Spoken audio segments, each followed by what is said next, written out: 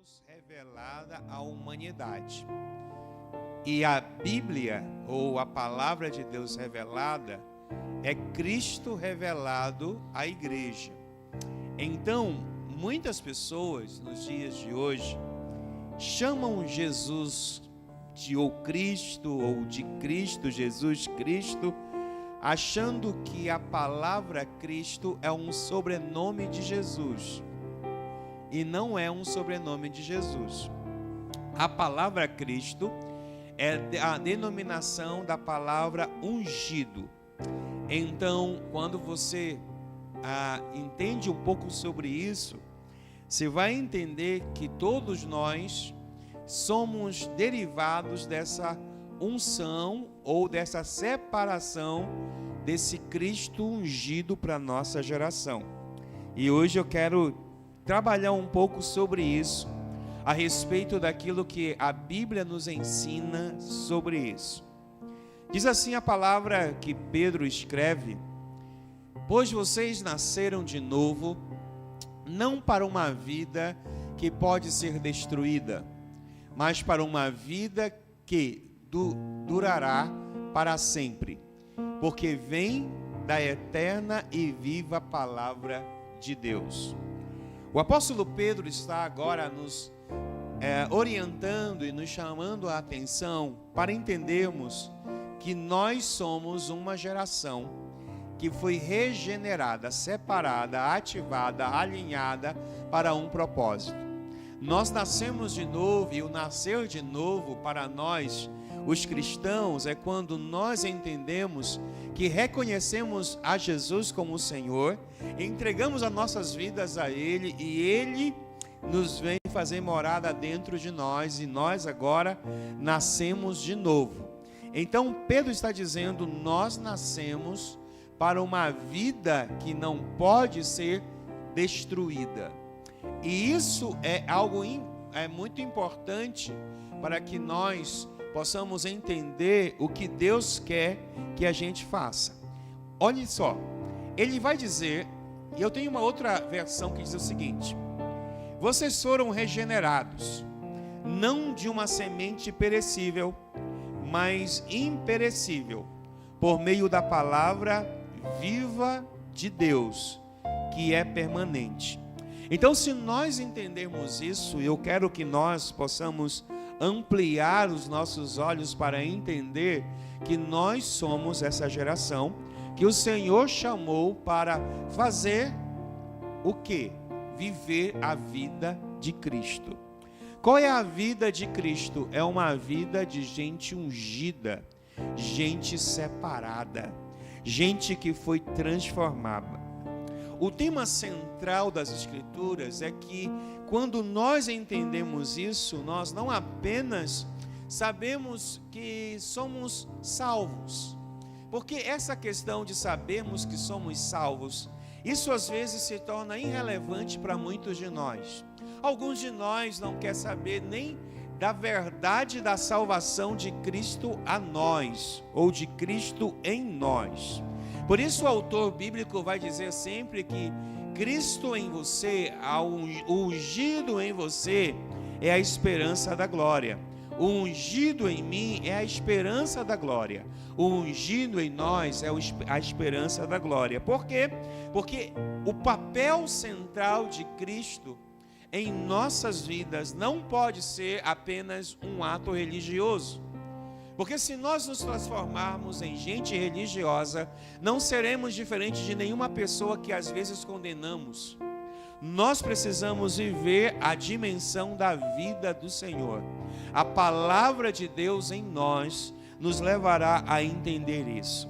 Não se trata apenas de uma boa história contada pelos crentes, tampouco um manual que os crentes ouvem na sua caminhada e dizem assim: agora eu sou ungido. Não, nós somos ungidos pela palavra que habita em nós, e essa palavra que habita em nós é Jesus. Se você olhar e abrir a Bíblia comigo, por gentileza, em Lucas capítulo 4, aonde Jesus emblematicamente vai fazer algo interessante. Jesus está agora indo para a sinagoga e ele vai pegar um livro que está na sinagoga, ele vai ler esse livro, ele vai trazer uma informação importante para as pessoas que estavam lá. E ele vai dizer o seguinte, Lucas capítulo 4, versículo 1, por gentileza. Ele vai dizer algo que é importante você entender, porque até aqui, até esse momento da história bíblica, Jesus era apenas Jesus.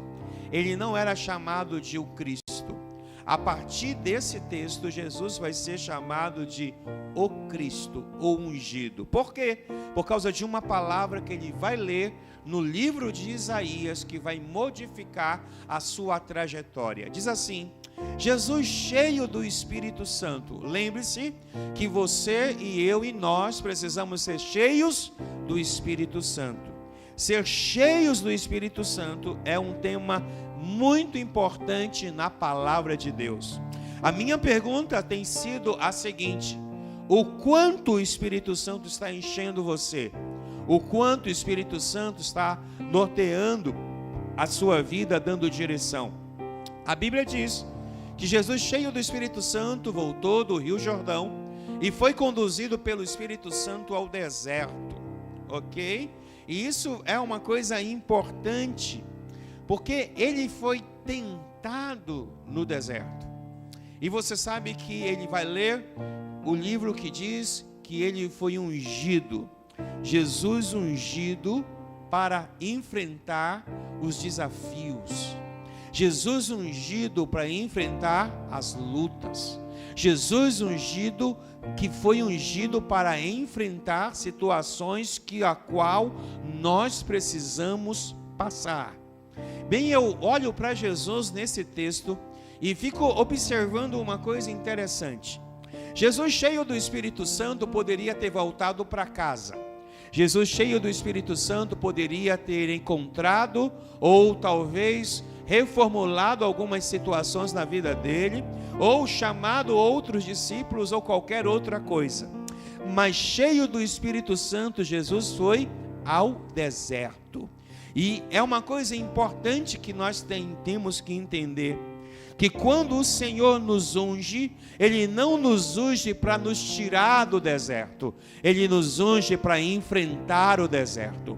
E o enfrentamento do deserto é parte primordial daquilo que eu e você fomos chamados para sermos ungidos. O Marcelo Cristo, o Van Cristo e etc.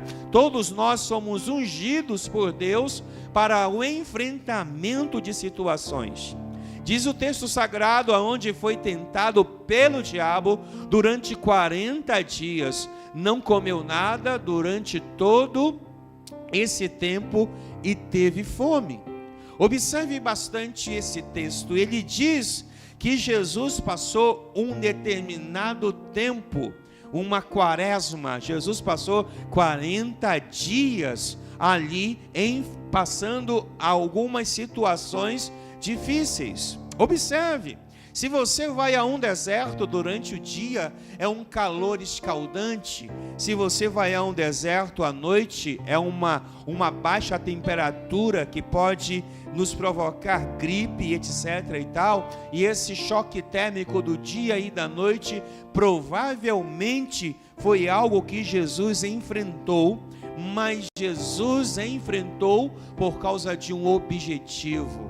Eu declaro nas nossas vidas que os objetivos que Jesus coloca na nossa caminhada, na nossa jornada, venceremos em nome de Jesus.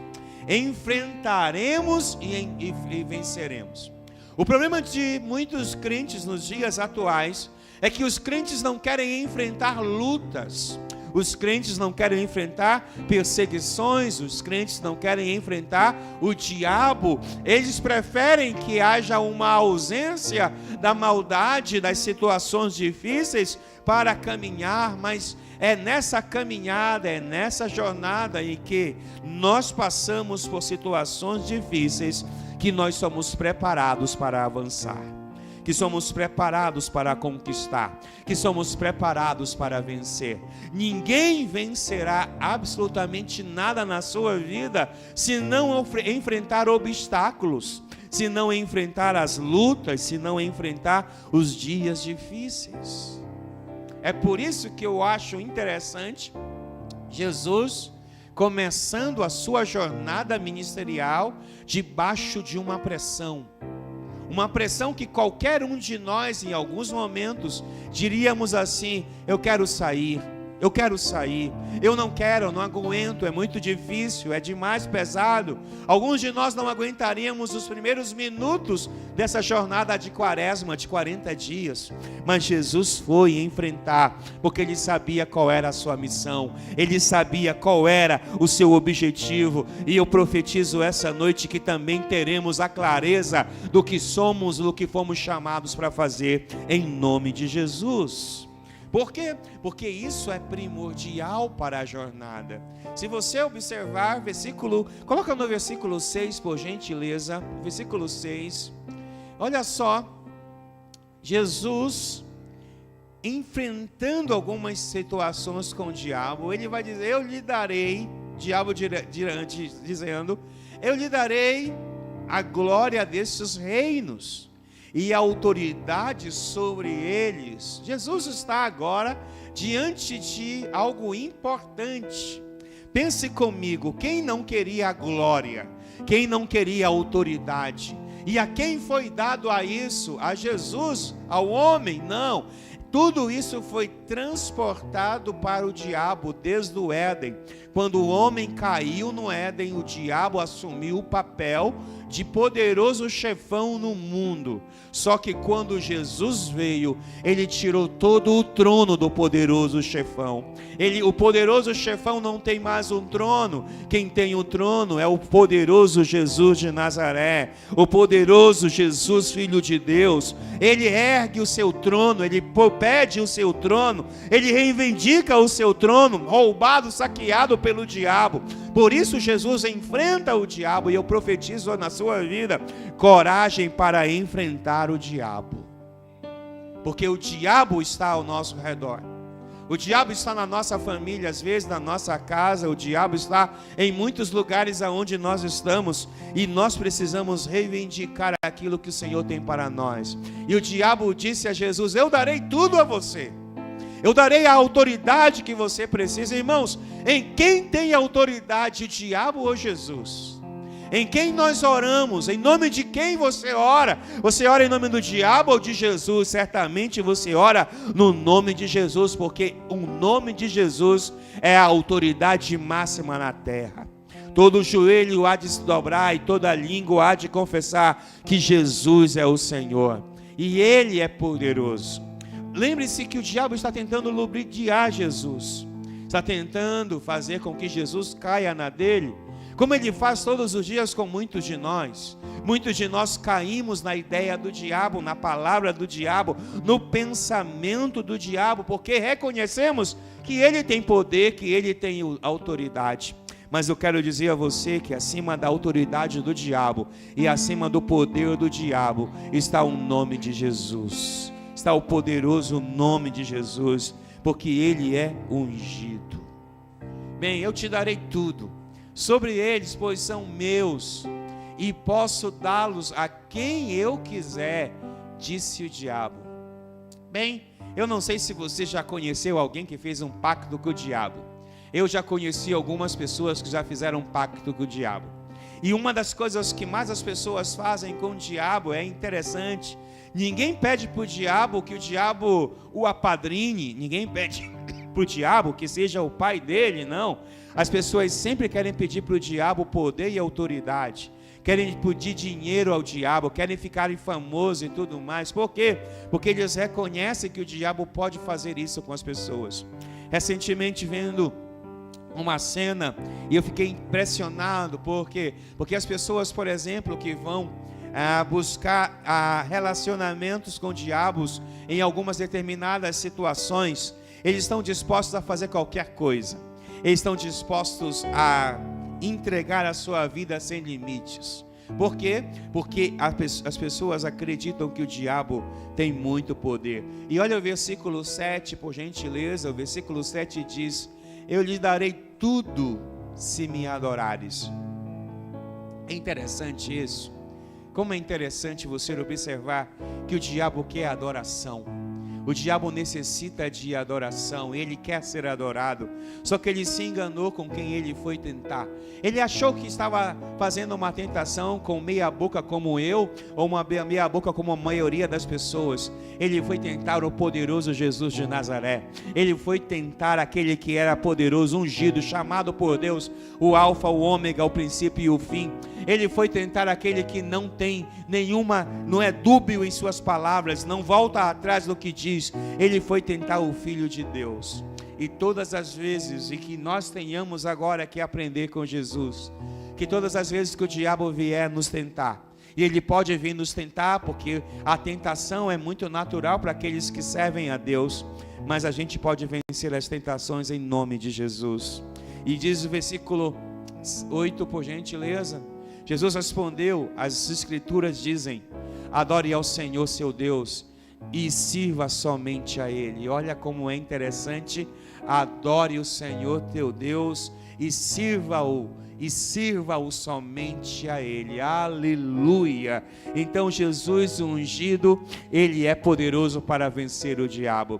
Ele é poderoso para destronar as armas do diabo. E eu profetizo essa noite que Jesus em nós, a esperança da glória, mas Jesus em nós, o poder de Deus que nos unge para vencer as tentações malignas, para desfazer as obras do diabo, para andar sobre a terra como uma igreja triunfante, vencedora, sobre a palavra e sobre aquilo que foi nos ensinado e nos discipulado por Jesus. Porque sem isso teremos um problema sério a enfrentar. Mas eu queria dar adiantamento aqui a uma palavra, por favor. Se nós lermos Lucas 24, 27, por gentileza. Lucas 24 e 27. E esse mesmo Jesus que venceu o diabo no monte, no deserto, ele é o mesmo Jesus que diz o seguinte: então Jesus os conduziu por todos os escritos de Moisés e dos profetas, explicando o que as escrituras diziam a respeito dele. Irmãos, deixa eu dizer uma coisa, e você precisa entender isso, e nós precisamos entender isso. Jesus, ele se auto-explicou, ele nos deu a intenção de quem ele é. O problema da igreja no século 21 é que a igreja perdeu algo muito, muito importante, é conhecer a Jesus. Às vezes nós conhecemos Jesus dos quadros religiosos, conhecemos Jesus das cruzes que estão penduradas, conhecemos Jesus aquele Jesus que os religiosos nos ensinaram, mas nós precisamos conhecer Jesus no seu âmago, na sua essência. Você não é um crente porque você faz parte de uma igreja. Você não é um crente porque você tem o seu nome no hall de membros de uma igreja. Você é um crente porque acredita em Jesus. Você é um crente porque a sua vida está próxima dele, como gratidão de tudo que ele fez por você. O grande desafio talvez nesses dias sejam isso. E Jesus ensinou aos seus discípulos o que as escrituras falavam dele. Talvez ele tenha lido muitas vezes os profetas, muitas vezes o Torá, para ensinar aos seus discípulos quem ele era. E nós vamos descobrir depois que conhecemos a Bíblia, o que temos a Bíblia, que Jesus se autodenomina como fonte da vida, Jesus se denomina como um milagre, Jesus se denomina como o pão, como um vinho, como a carne, ele se denomina como várias coisas, mas uma das coisas que mais Jesus se denomina é que ele era a verdade. A verdade que liberta, a verdade que transforma, e eu profetizo isso nas nossas vidas. Jesus vai nos libertar de toda a nossa na nossa mente religiosa para transformá-lo em Jesus o Cristo. Porque Jesus o Cristo, Ele é altamente poderoso. Jesus o Cristo, desde o Gênesis até o Apocalipse, todos os livros apontam para Jesus. Todos os livros apontam para o que Ele iria fazer, para o que Ele iria dizer. Então nós precisamos resgatar, e eu profetizo isso em mim e em você, o resgate da presença do Cristo vivo em nós, do Cristo ungido em nós. Sabe, há personagens na história, há pessoas que falam sobre Jesus, há pessoas que dizem sobre os seus milagres, mas nós somos a igreja que resplandecerá a grandeza do Senhor nosso Deus. No livro de Atos, no capítulo 10, no versículo 43, Atos 10, 43, o autor do livro de Atos nos diz uma coisa importante. E a respeito dele, que todos os profetas dão testemunho. É a respeito deles que todos os profetas dão testemunho, dizendo que todo o que nele crê receberá o perdão dos seus pecados por meio do seu nome. O autor do livro de Atos está resgatando para nós essa noite o entendimento daquilo que é Jesus. Talvez muitos de nós, e isso é muito peculiar a muitos de nós, quando dizemos que não somos capazes ou que não somos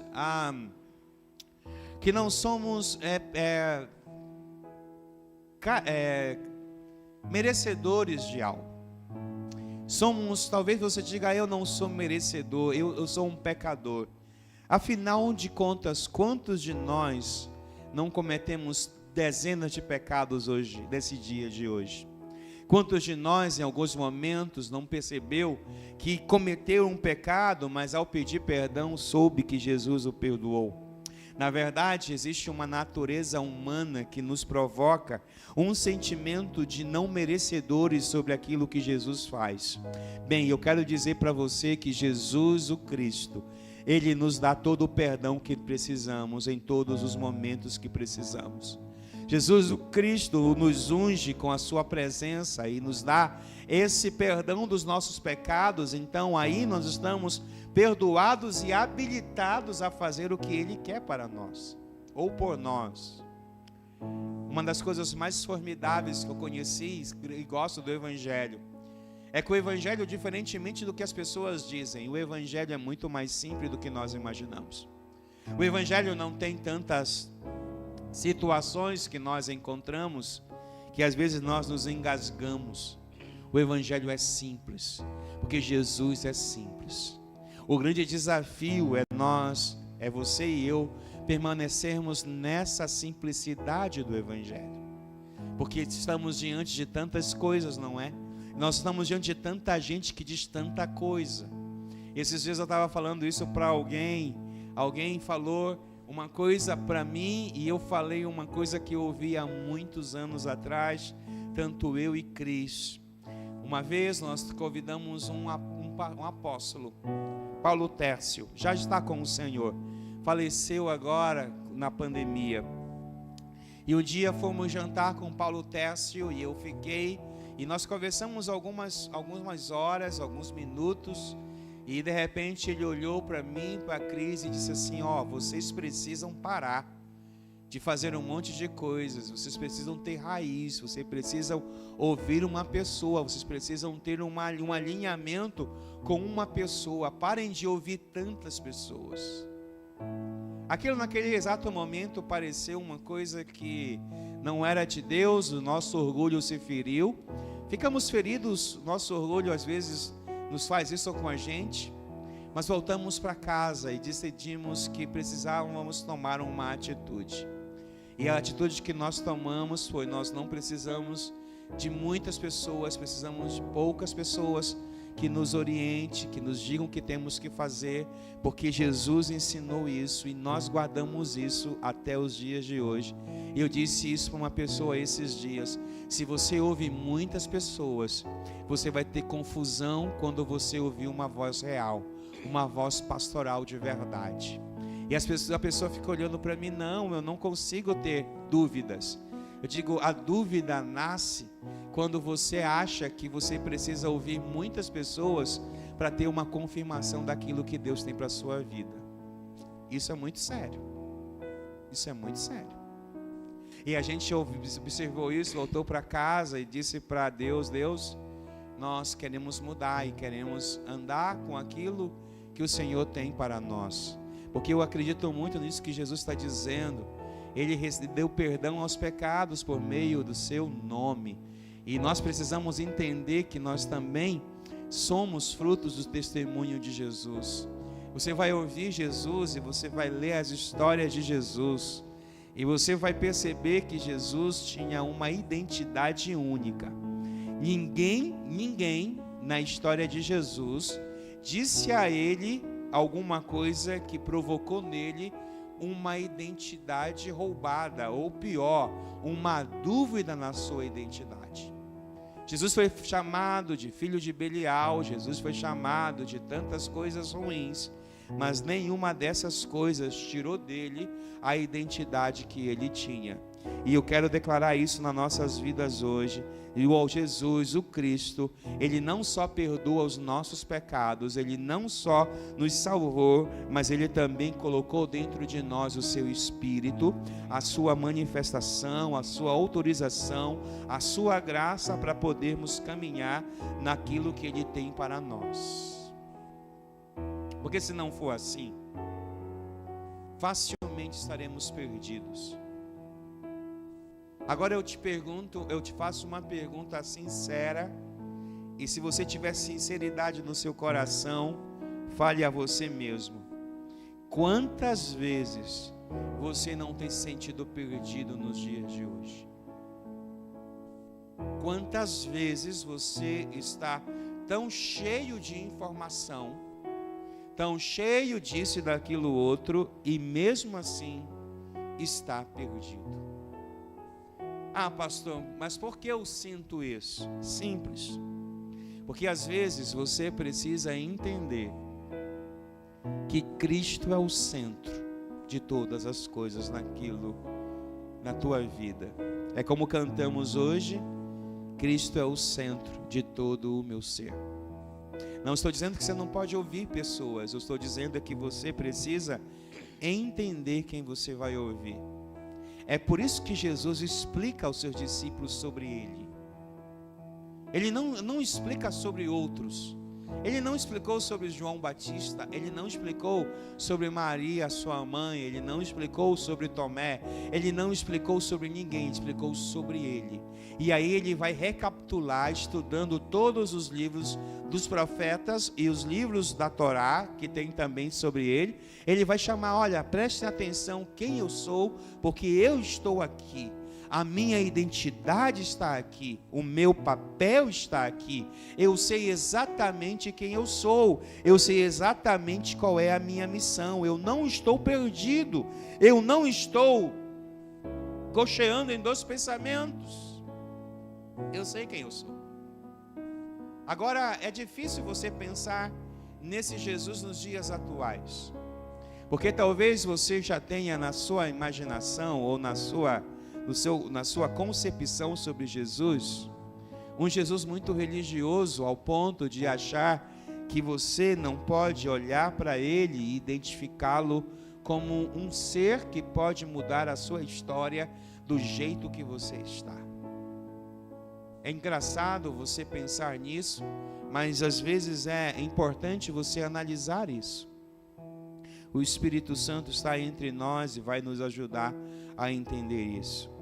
Em João capítulo 16, versículo 13, nós temos mais algo muito interessante. Algo que vai nos ajudar a compreender aquilo que o Senhor tem para nós. João 16, 13.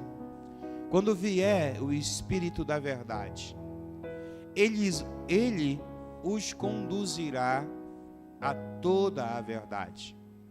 Não falará por si mesmo, mas lhes dirá o que ouviu e lhes anunciará o que ainda está para acontecer.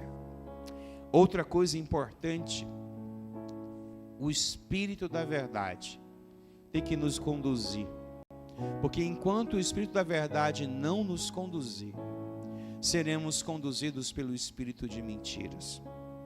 Bem, no domingo passado eu falei um pouco sobre isso, sobre a manifestação do Espírito Santo e a manifestação da obra da carne. E eu queria muito pensar com você algo sobre isso e dizer a você que nós precisamos, mais do que nunca, da presença do Espírito Santo. Nós estamos sendo enganados. E esse engano não parte do exterior, às vezes, mas do interior. Aquilo que, às vezes, nós estamos projetando, amadurecendo, desenvolvendo, pode ser uma das coisas que está nos afastando de Jesus. Às vezes nós, e eu gostei muito de uma frase que li hoje, o nosso espírito de achismo está superior ao Espírito Santo em nossas vidas. Eu achei isso muito forte, eu olhei, pensei, e é verdade. Às vezes o eu acho está muito maior do que o Espírito Santo em nossas vidas. Porque às vezes o eu acho é simplesmente uma forma que nós temos, às vezes, de paralisar o ato do Espírito Santo em nós, acreditando que o que nós estamos pensando seja uma verdade. E isso é perigosíssimo. Por que é perigoso, pastor? Porque quando você acha mais do que a palavra de Deus diz, você está bem distante da verdade que te liberta. Porque a verdade, ela precisa ter uma libertação em nossas vidas. Ela precisa transformar as nossas vidas. Mas a verdade, às vezes, ela tem que lutar contra a nossa mentira. Porque algumas mentiras que nós acreditamos tornaram-se verdade para nós. Algumas mentiras que nós pensamos se tornaram verdade. É como alguém que diz assim: eu posso tomar uma garrafinha de cerveja, uma latinha de cerveja, e não vai me fazer mal. Exatamente, não vai fazer mal uma latinha. Mas depois você toma a segunda latinha, a terceira latinha, a semana que vem você toma 4 latinhas, 5 latinhas. Aí você acredita que não vai lhe fazer mal, porque isso não está lhe embriagando. Mas de uma forma ou de outra, isso está prejudicando a você.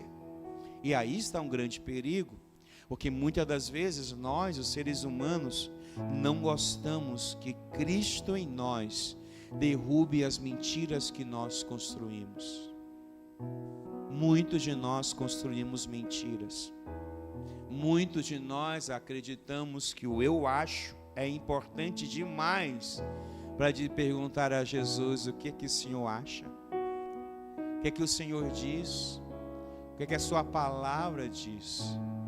Esses dias eu estava brigando realmente com alguém sobre isso. Alguém disse para mim: eu quero servir a Jesus. E eu amo Jesus, eu quero a verdade de Jesus em minha vida. Essa lenga-lenga que algumas pessoas nos dizem todos os dias. A primeira pergunta que eu fiz após toda a lenga-lenga é: quanto tempo você passa ouvindo Jesus? Eu não tenho tempo para isso. Falei: há um problema. Quanto tempo você passa lendo a Bíblia? Eu não tenho tempo para isso. Aí eu disse a ela: você está num caminho muito, muito, muito perigoso. Porque se você não tem tempo para ouvir Jesus, você não vai ter tempo para ser alguém que Ele vai usar.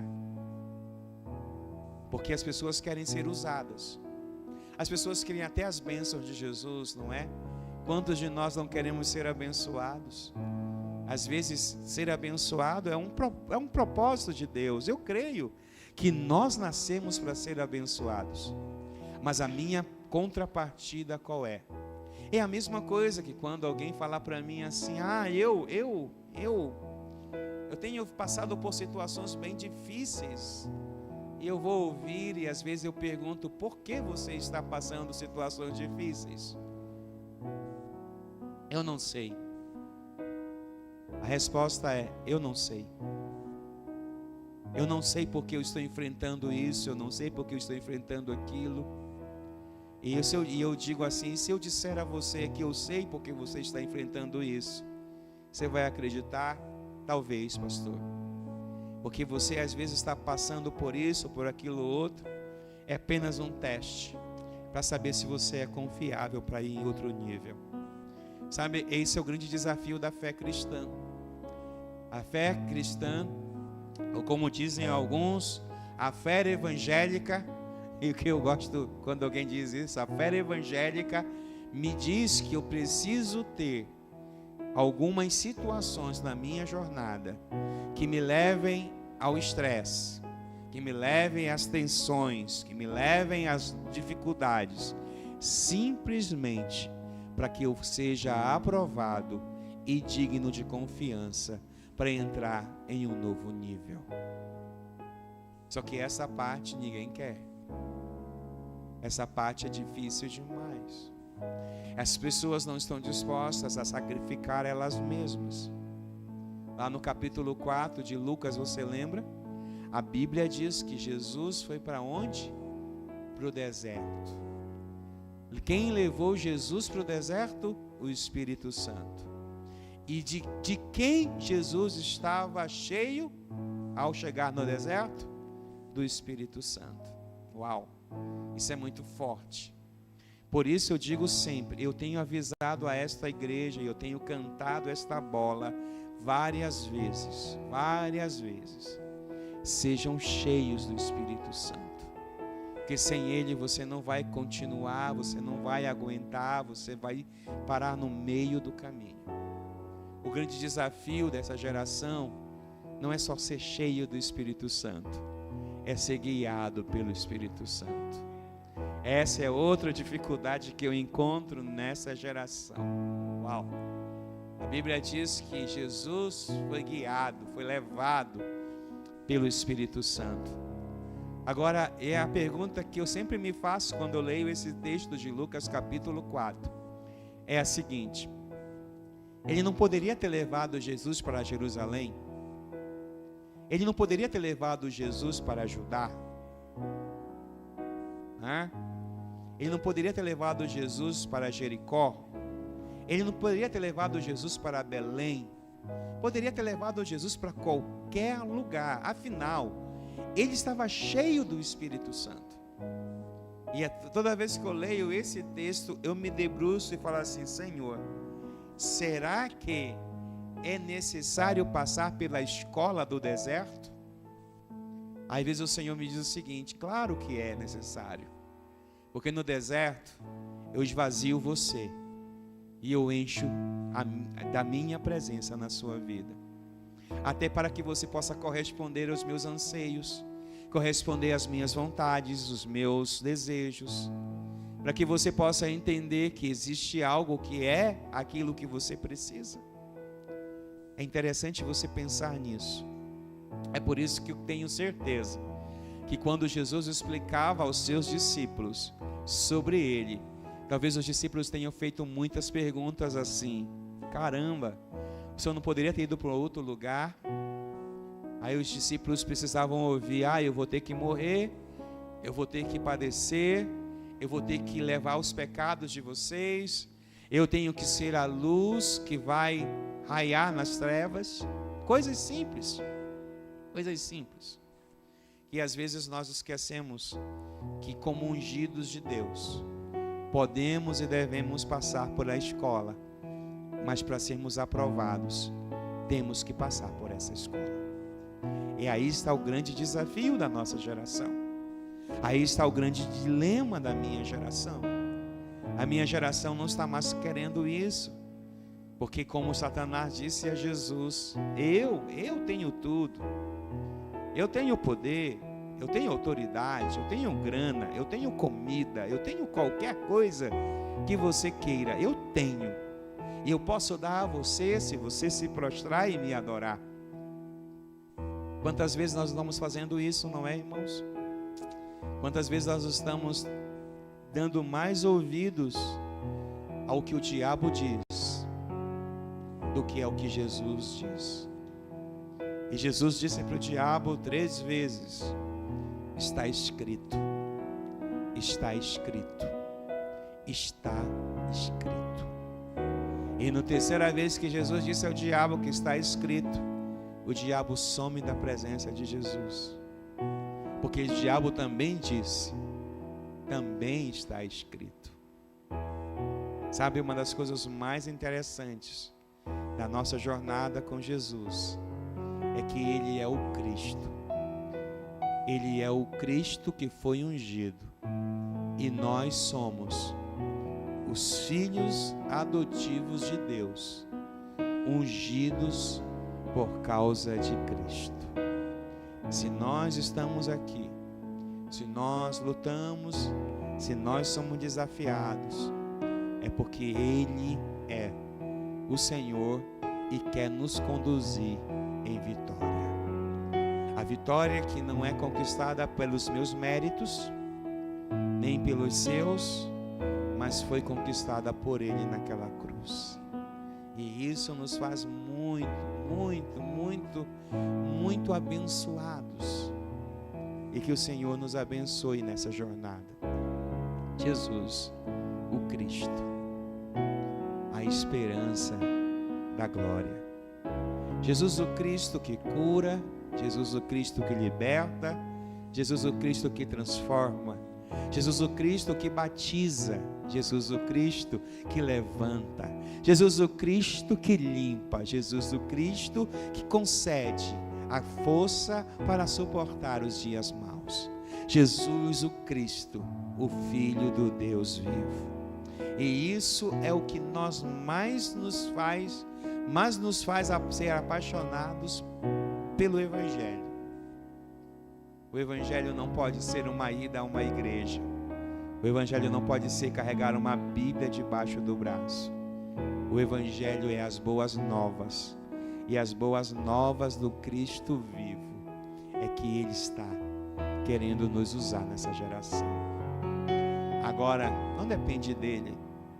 Não depende da igreja, não depende dos pastores, não depende dos apóstolos, não depende de ninguém, depende de mim. Aí está o grande sacrifício. Não sei o quanto você ou eu estou disposto a sacrificar para continuar servindo o Cristo vivo. Se tivermos que passar pelas lutas e pelas tribulações, passaremos.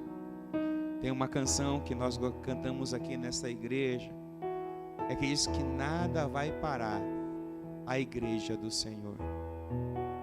Sabe, aí tem parte do refrão dessa canção, fala das perseguições, fala sobre as lutas, fala sobre as dores que quem serve a Deus passa. Recentemente estava vendo um filme sobre a Roma antiga, a Roma na época de Jesus. Após Jesus ter morrido, os cristãos se multiplicam, é por isso que os católicos falam sobre o coelho na Páscoa, a multiplicação rapidamente dos cristãos.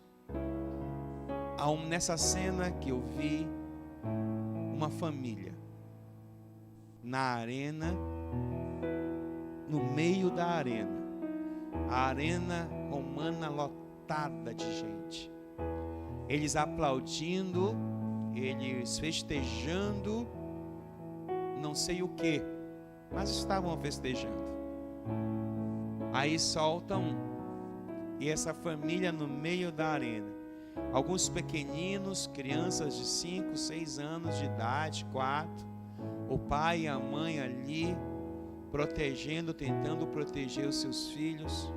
Os gladiadores entram dentro da arena com as suas bicas, acho que é biga, né? Biga. Entram com as suas bigas, e nas rodas das bigas haviam lâminas afiadas.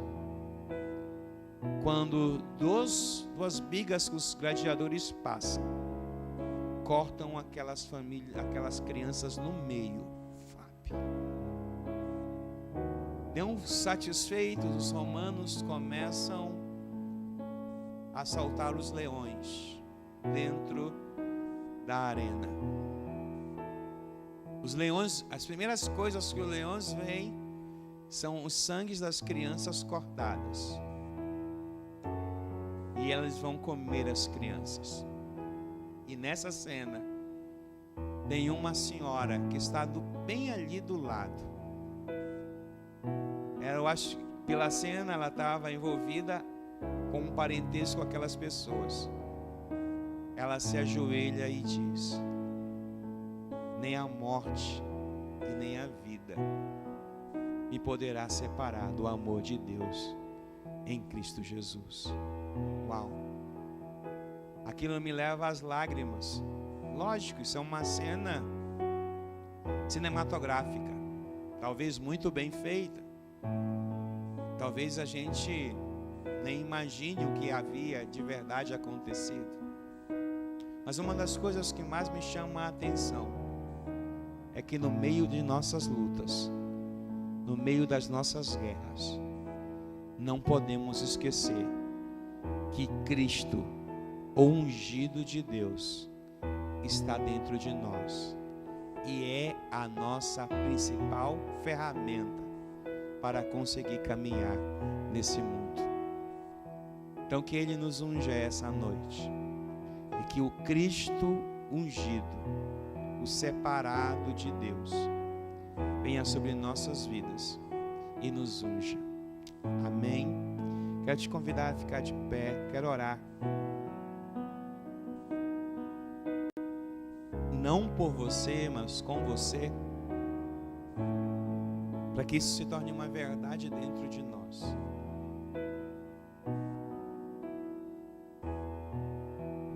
Senhor Jesus, Tu és ungido de Deus. Tu és a nossa esperança. Tu és o nosso segredo. Diante de tudo que enfrentamos todos os dias, todas as lutas, todos os desafios, todos os dias difíceis, irritantes, estressantes, cansativos, todos os dias que pensamos em desistir, em parar, todos os dias que parece que nada dá certo, que nada acontece de bom, Tu continuas sendo Cristo, o ungido de Deus. E nós somos aquelas pessoas que o Senhor encontrou no meio da jornada. Fomos aqueles resgatados há 10, 15, 20, 30, há muitos anos. O Senhor nos escolheu para esta jornada, caminhar com o Senhor. E isso é um privilégio, porque muitos são chamados, mas poucos são os escolhidos para permanecerem, caminharem de uma forma que o Senhor deseja.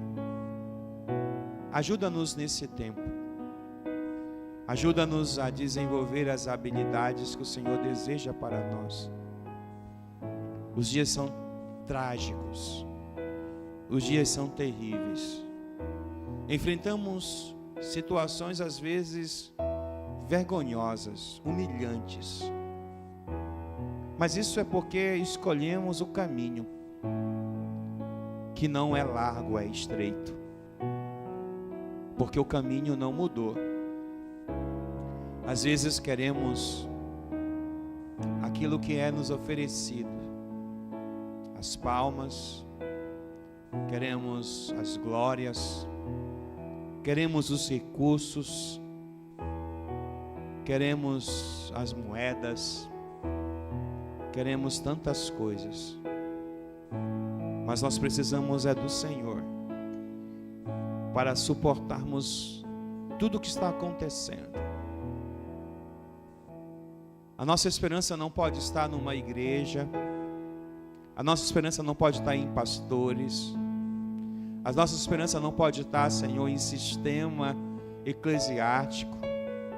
A nossa esperança deve estar em Ti, Jesus, pois só Tu é a nossa esperança.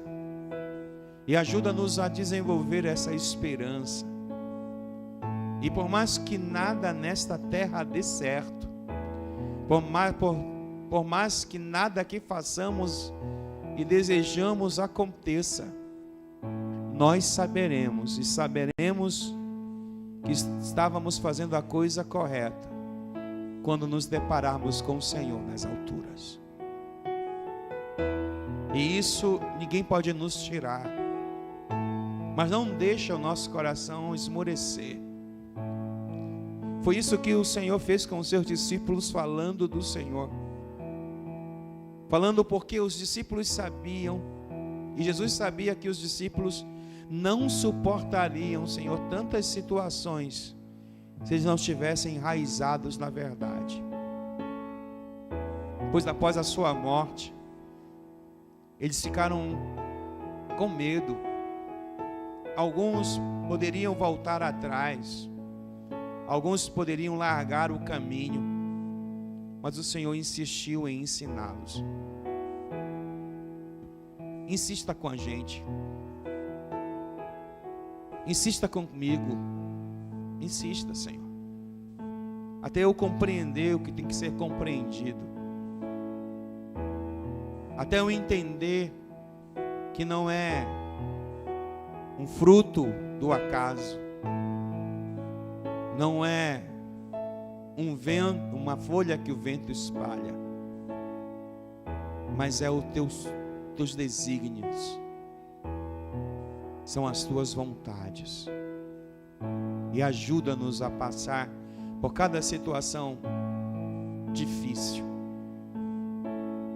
porque como diz a canção, nada pode parar a tua igreja. A tua igreja, ela é muito diferente do que a igreja, do que muitos homens estão pregando por aí. Muitos homens estão pregando, Senhor, que a tua igreja é isso e aquilo outro. Mas a tua igreja é a tua essência. A tua igreja corresponde aos desejos do teu coração.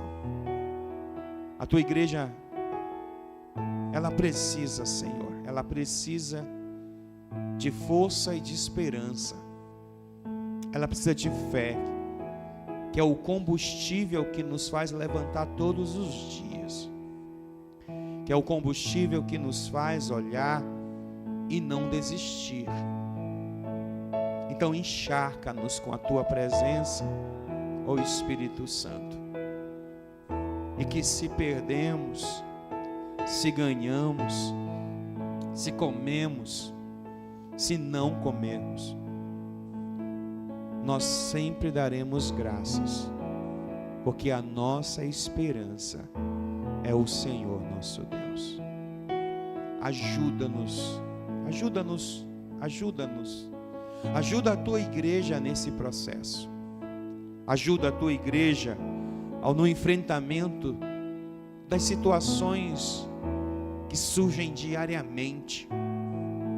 Ajuda a tua igreja nos obstáculos que temos todos os dias na caminhada.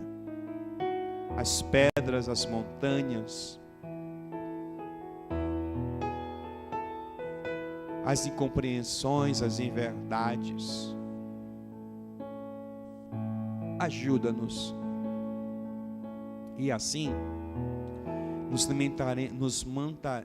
iremos nos manter firmes para quando o vento bater forte. Porque o Senhor mesmo ensinou